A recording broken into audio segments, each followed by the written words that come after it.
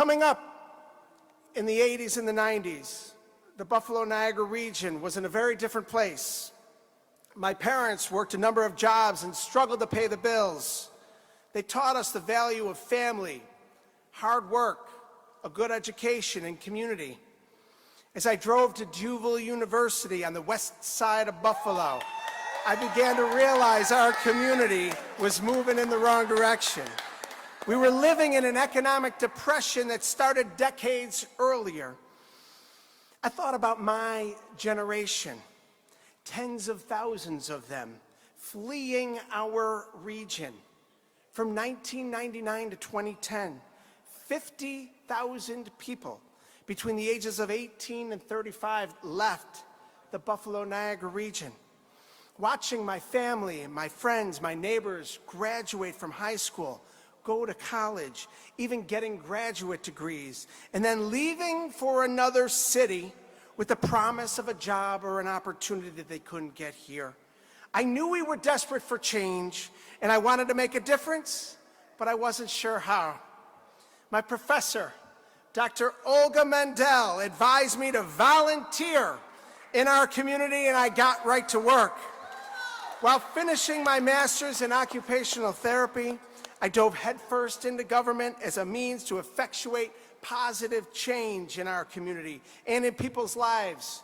Following graduation, I continued to do so while I worked as an occupational therapist. Watching a child with special needs succeed at school or a frail senior have a better quality of life teaches you a lot about the direct impact that you can have on one's life.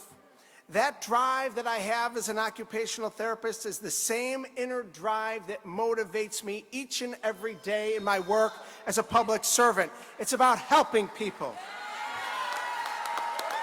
And today, while our regional economy has improved, we still see too many neighbors of ours struggling to make ends meet. While more people have health insurance than they did 10 years ago, affordable health care is still out of reach for many Western New Yorkers. While we've improved our justice system, racial inequality continues to exist. And while we fought to strengthen our gun laws, the scourge of gun violence continues to take loved ones far too soon. And while we've made progress, we know that we have more work to do. And that's why this campaign, this movement has stepped up. That's why we have stepped up to this occasion to meet the moment. It's about continuing the progress and the economic growth that we've made over the past 2 decades. It's about making sure that increased investment that happens in our community, in our state, in our nation, touches every community in every corner of the region. We'll fight to protect the Affordable Care Act. We'll fight to protect Social Security. We'll fight to protect Medicare. It's why we will fight against racism and anti-Semitism and Islamophobia and hate in any form, because we know that love always conquers hate. We will go to Washington and demand action to stop gun violence and mass shootings by banning assault weapons and passing common sense universal background checks. This is a moment in our region and in our country where we're all at a crossroads. And I believe that our best days are immediately in front of us. We must continue the march for progress. We must take meaningful action to save our planet. We must fight back against the extreme decisions of the Supreme Court and keep the government out of a woman's personal health care decisions. Our daughters should grow up in a country where they have the same rights that their mothers and grandmothers had, which is why we need to codify a woman's right to choose into federal law.